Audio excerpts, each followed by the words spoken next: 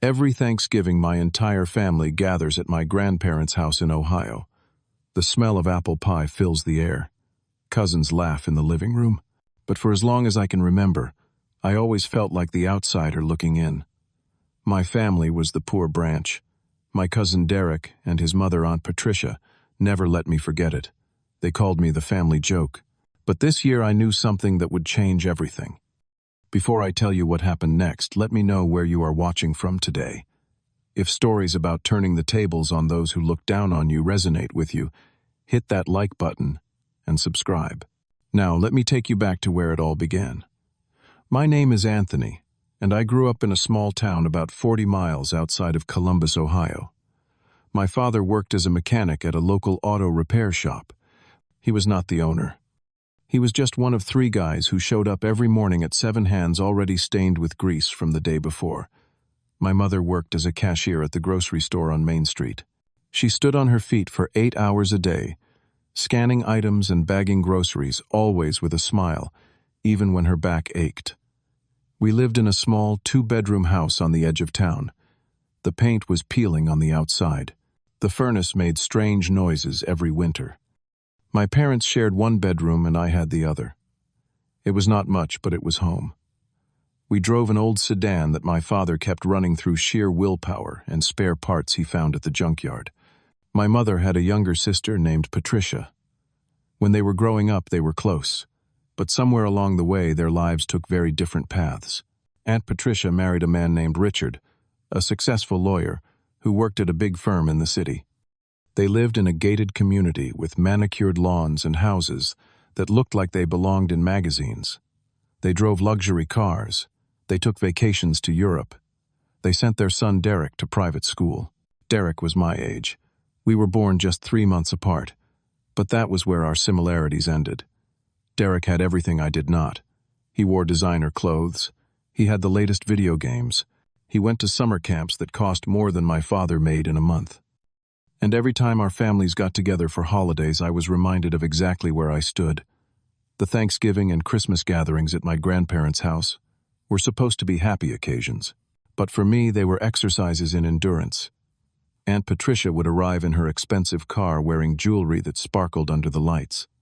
She would kiss my grandmother on the cheek hand over a bottle of wine that probably cost more than our grocery bill for the week, and then settle into the living room like a queen holding court.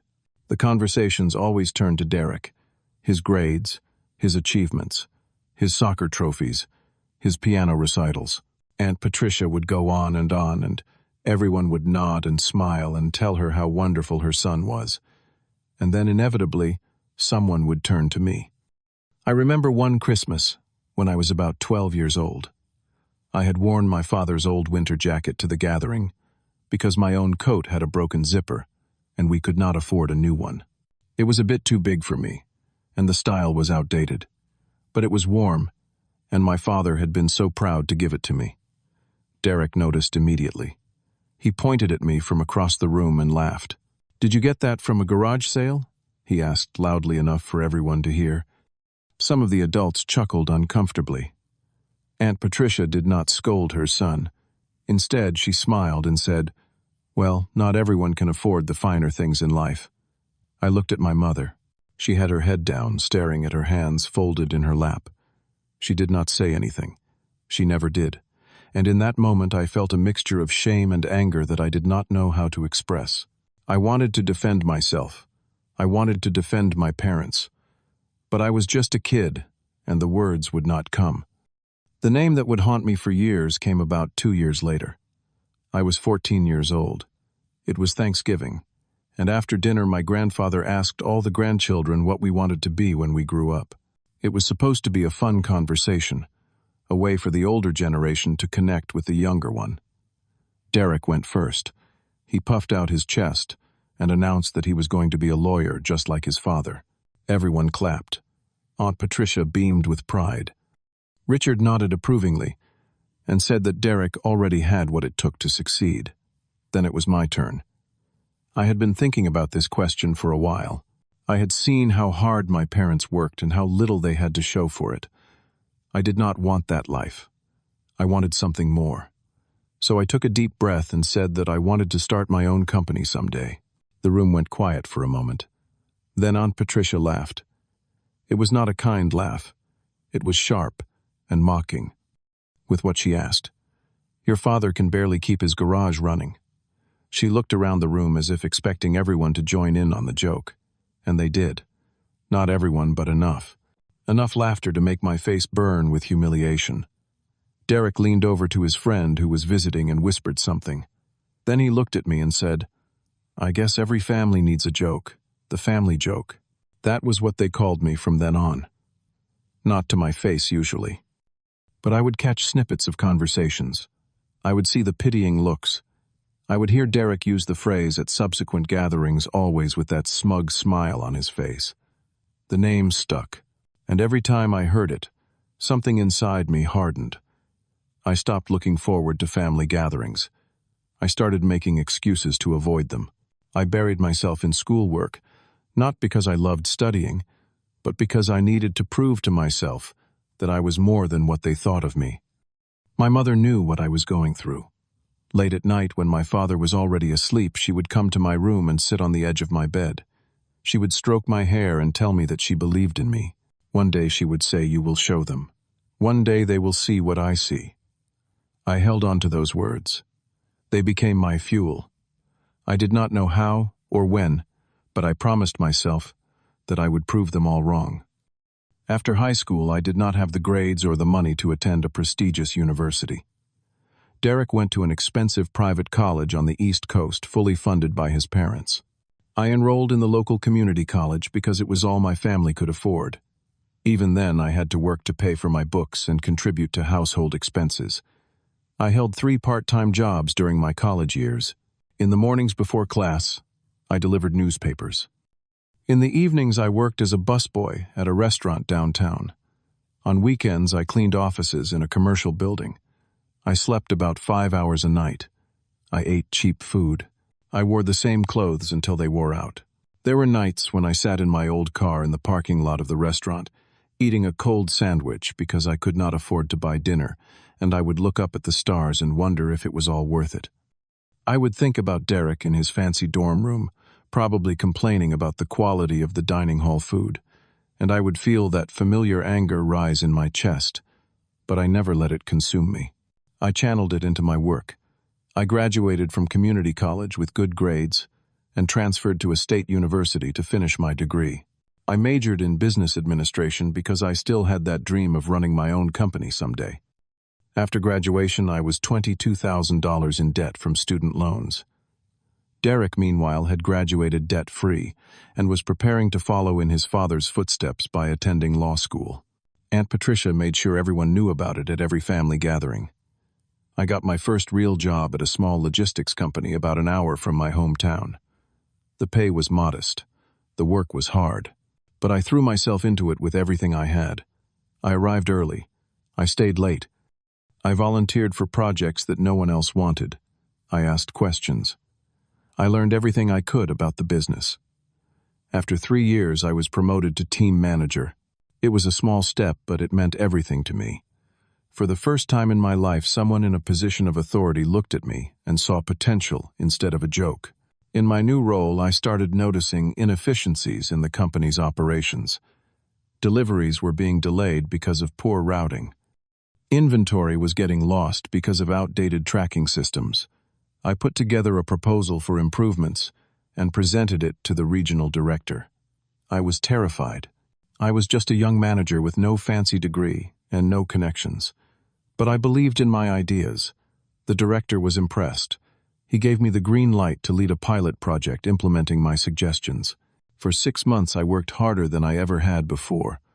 I barely saw my apartment. I ate most of my meals at my desk. But when the results came in, the numbers spoke for themselves. Efficiency was up. Costs were down. Customer satisfaction had improved. At 28 years old, I was promoted to director of the regional branch. It was a title I never thought I would hold, but I was not satisfied. That dream of starting my own company still burned inside me. When I turned 30, I made the leap. I used every dollar I had saved, took out a loan from the bank, and started my own logistics company. The first year was brutal. There were months when I could not pay myself a salary. There were nights when I slept on the couch in my tiny office because I could not afford the gas to drive home. My two friends who had joined me as partners often looked at me with doubt in their eyes, wondering if we had made a terrible mistake. But slowly things started to turn around. We landed our first big client, then another. Word spread that we were reliable, efficient, and willing to go the extra mile. By the time I was 32, we had over 80 employees and 3 branches across different states.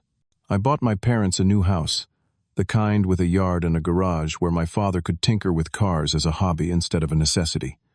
I paid off all my debts. I finally had the success I had dreamed of, but I did not tell my extended family. I did not post about it on social media. When relatives asked what I was doing, I gave vague answers about working in logistics. I did not want to brag. More than that, I did not feel the need to prove anything to people who had written me off so long ago. I was living my life for myself, not for their approval. Then one day, my head of human resources sent me a stack of resumes for a warehouse manager position at one of our branches. I was flipping through them casually when a name stopped me cold. Derek Lawson, my cousin, the golden boy, the one who was supposed to become a successful lawyer. His resume was in my hands. I read it carefully. It turned out that Derek had dropped out of law school after 2 years. He had bounced around various jobs since then, never staying anywhere for more than 18 months. His work history was a patchwork of sales positions, administrative roles, and now he was applying for a management position in logistics. I sat back in my chair and stared at the ceiling.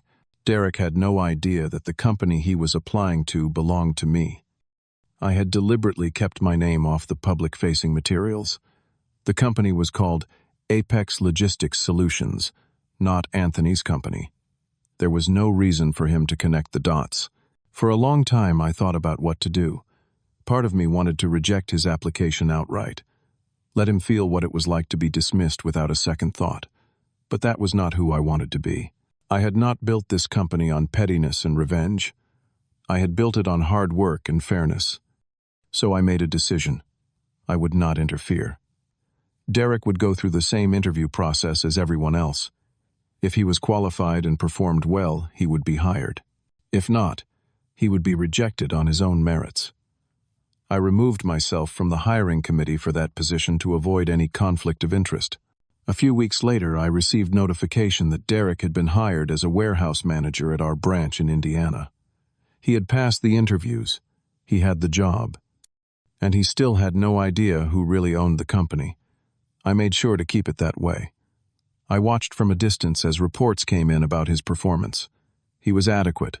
Not exceptional, but not terrible either. He showed up on time. He did his work. He was just another employee among many. Months passed. I put Derek out of my mind for the most part. I had a company to run new markets, to explore challenges to overcome. And then my mother called. My mother's voice on the phone was gentle but insistent. She told me that grandfather's health had been declining. The doctors said his heart was getting weaker. This Thanksgiving might be the last time the whole family could be together while he was still with us. She asked me to come. She said it would mean so much to him and to her. I had been avoiding family gatherings for years. The memories of being mocked and belittled were still fresh, even after all this time. But this was different. This was about my grandfather, a man who had always treated me with kindness, who had never looked at me with pity or disdain. I could not say no. I told my mother I would be there. The drive to my grandparents' house took about 3 hours. As I pulled into the familiar driveway, I felt a strange mixture of nostalgia and apprehension. The house looked the same as it always had, with its white siding and wraparound porch. The oak tree in the front yard had grown taller. The smell of cooking wafted out through the windows. For a moment I was 12 years old again, wearing my father's oversized jacket and bracing myself for another round of humiliation. But I was not that boy anymore. I was 32 years old. I had built something real. I had nothing to prove to anyone. Or so I told myself. My mother met me at the door with a warm embrace. My father shook my hand and patted me on the shoulder, his way of showing affection. They led me inside where the extended family was already gathered. Aunts, uncles, cousins, and their children filled the living room and dining area. The noise of conversation and laughter filled the air. And then I saw Aunt Patricia. She stood near the fireplace holding a glass of wine, dressed in an elegant outfit that probably cost more than some people's monthly rent. Her jewelry caught the light as she gestured dramatically while telling a story to a captive audience. And beside her, looking polished in a suit that seemed slightly too formal for a family Thanksgiving, stood Derek. Our eyes met across the room. Derek gave me a brief nod, the kind of acknowledgement you give to someone you barely know. He had no idea, none at all. Dinner was the usual affair. Turkey stuffing, mashed potatoes, green bean casserole, cranberry sauce, and 3 different kinds of pie. My grandmother had outdone herself as she did every year. We ate together at the long table that had hosted countless family meals over the decades. My grandfather sat at the head looking frail but happy to have everyone around him.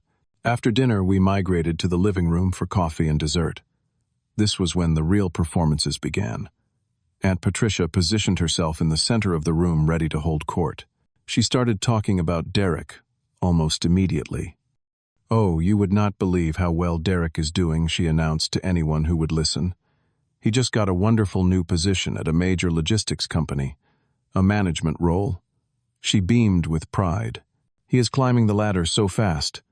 I always knew he would be successful." Derek smiled modestly and added a few details. "It is a good company," he said. "Solid growth. The owner seems to know what he is doing, whoever he is. I have not met him, but the company has a great reputation." Everyone nodded and made impressed noises.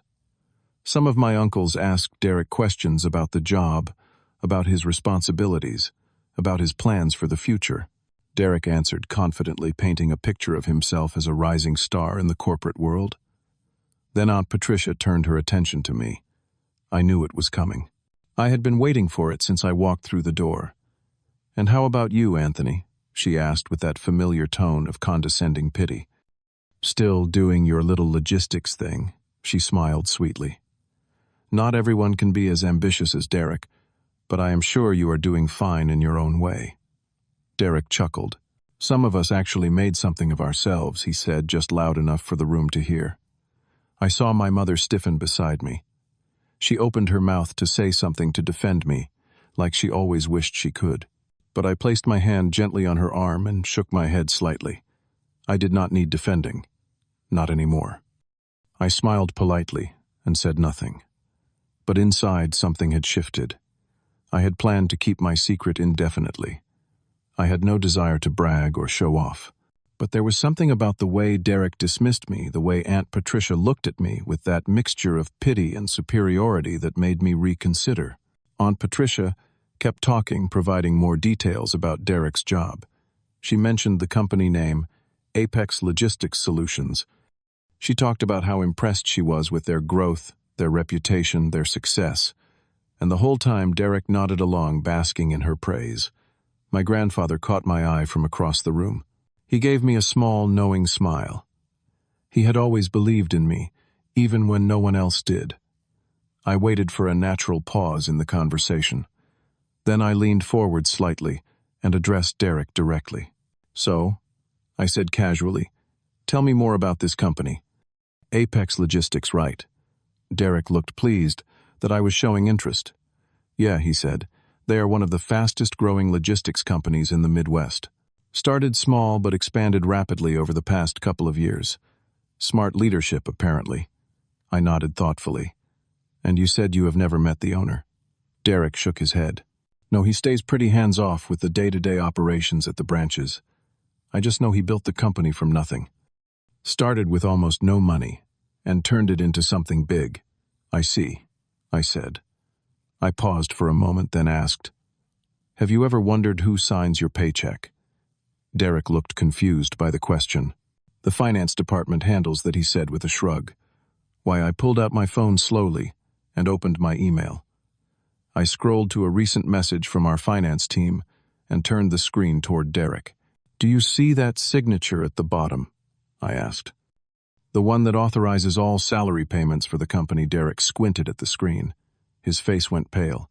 He looked up at me, then back at the screen, then up at me again. "That signature belongs to me," I said calmly. "I am the owner and CEO of Apex Logistics Solutions. I am the one who signs your paycheck, Derek." The room went completely silent. I could hear the clock ticking on the wall. I could hear someone's coffee cup rattle slightly against its saucer.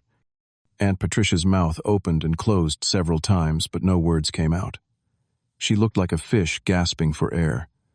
Derek stood frozen, his face cycling through confusion, disbelief, and something that looked like fear. My mother's eyes filled with tears. She reached over and squeezed my hand. My father sat up straighter in his chair, a rare smile spreading across his face. My grandfather nodded slowly, his eyes twinkling with satisfaction. "That is impossible," Aunt Patricia finally managed to stammer. "You were always just." She trailed off, unable to finish the sentence. The family joke I completed for her. "Yes, I remember. I remember every time you said it, every time you laughed, every time you made me feel like I was worth less than your son because my parents did not have money." Derek found his voice. "You set me up," he accused. "You hired me just to humiliate me. This whole thing was a trap." I shook my head. "I did not interfere in your hiring process at all. You went through the same interviews as everyone else. You were evaluated by managers who had no idea we were related. You got the job because you qualified for it. Nothing more, nothing less." Derek did not seem to know what to say to that. He looked at his mother for support, but Aunt Patricia was still struggling to process what had happened. I continued, keeping my voice calm and measured. "I never wanted to humiliate anyone. When I saw your resume, I made a choice to stay out of it. I let the process be fair. You earned your position, Derek. That is the truth." The room remained silent. I could feel everyone's eyes on me, but I focused on Derek and Aunt Patricia. "I am not going to fire you," I said to Derek. "Your job is your job. You can keep it as long as you perform well. This changes nothing about your employment. But maybe now you understand something important. Success is not about where you start. It is not about who your parents are or how much money they have. It is about how hard you are willing to work and how you treat people along the way." Derek swallowed hard. For the first time in my memory, he had nothing clever to say. No witty comeback. No dismissive remark. Aunt Patricia finally spoke again. "Someone must have helped you," she insisted. "You could not have done this alone. Who gave you the money? Who made the connections for you?" I looked at her steadily. "No one," I said. "I started with nothing. I worked 3 jobs to put myself through community college. I took out loans. I slept on the floor of my office during the first year because I could not afford anything else. Everything I have I built with my own hands." I told them about my journey, the newspaper deliveries at dawn, the late nights bussing tables, the cold sandwiches in parking lots, the years of climbing the corporate ladder before taking the risk to start my own company, the failures and setbacks and moments of doubt, and finally the success that came from refusing to give up. When I finished, the room was different. Some of my relatives looked at me with new eyes. An uncle who had laughed at my childhood dreams spoke up. He cleared his throat awkwardly and said, "Anthony, I am sorry. I never should have laughed at you back then. I am proud of what you have accomplished." Others nodded in agreement. A few more apologies were offered, tentative and sincere. The cousin who had always been kind to me came over and gave me a hug. Aunt Patricia did not apologize. She sat in stony silence, her face unreadable. But for the first time in my memory, she had nothing to say. And somehow that was enough. After the gathering ended and most of the family had gone home, I sat with my mother on the back porch of my grandparents' house. The night was cold and we wrapped ourselves in blankets as we looked up at the stars. She told me that she had always known I would succeed, not because of what I achieved, but because of who I was inside. She said she was proud of the man I had become, someone who succeeded without becoming bitter or cruel. I realized then that I did not need validation from Aunt Patricia or Derek. Their approval meant nothing. What mattered was sitting right beside me. My mother, who had worked her fingers to the bone to give me a chance. My father, who had taught me the value of hard work without ever saying a word. They were the ones who mattered. A few days after Thanksgiving, my phone rang. It was Derek. His voice sounded different, quieter, less arrogant. He did not apologize directly, but he said something that surprised me. He told me that he had not known. He said he had never really tried to know me at all. I told him that we all have chances to grow. I told him to use his. It was not forgiveness exactly. It was not the start of a friendship, but it was something. An acknowledgement that things could be different going forward. In the weeks that followed, my grandfather called me more often. We talked about life, about business, about the family. He told me stories from his own youth that I had never heard before. Stories about struggle and perseverance. He said I reminded him of himself when he was young. Some other relatives reached out too. Cousins I had lost touch with. An aunt who had always been quiet at family gatherings. They did not want anything from me. They just wanted to reconnect, and I let them. My relationship with my parents deepened. I visited them more often. My father, a man of few words, pulled me aside one evening and said 3 words that meant more to me than any business success ever could. "You did good, son." I had waited my whole life to hear that from him. Aunt Patricia kept her distance. She and Derek still came to family events, but she no longer held court the way she used to. She no longer bragged about her son's accomplishments. She no longer looked at me with pity. Whether that was growth or just wounded pride, I could not say, but it did not matter. She no longer had power over me. The healing did not happen overnight. I carried scars from my childhood that did not simply disappear because I had achieved success. I found a therapist who helped me work through the anger and resentment I had buried for so long. I learned that forgiving others was not about letting them off the hook. It was about freeing myself from the weight of carrying that pain. I started to take better care of myself. I traveled for the first time in my life. I saw the ocean. I walked through cities I had only read about. I made friends who knew nothing about my past and accepted me for who I was in the present. Looking back now, I understand something important. The people who laugh at your dreams today might need your help tomorrow. But that is not the point. The point is to build a life that makes you proud, regardless of who is watching. Success is not about proving others wrong. It is about proving yourself right. It is about becoming the person you were meant to be, not the person others expected you to be. Sometimes I think about that 14-year-old boy who stood in his grandparents' living room and said he wanted to start his own company. I think about how everyone laughed. I think about the name they gave him, the family joke. If I could go back and talk to that boy, I would tell him to keep going. I would tell him that the ones who laugh the loudest now will be the quietest later. I would tell him that his worth is not determined by other people's opinions. And I would tell him that one day he will stand in that same living room and watch their jaws drop in disbelief. So let me ask you this. Have you ever been underestimated by the people closest to you? Have you ever been called a joke or told that your dreams were too big? I would love to hear your story in the comments below. Share your experiences with me and with this community. If this story resonated with you, please give it a like and subscribe to the channel. Hit that notification bell so you do not miss future stories. And if you know someone who needs to hear this message today, share this video with them. Thank you for watching and for being part of this journey with me. Remember, your circumstances do not define your future. Your determination does. Keep pushing forward, keep believing in yourself, and never let anyone make you feel like you are less than you are. Until next time, take care of yourself and each other.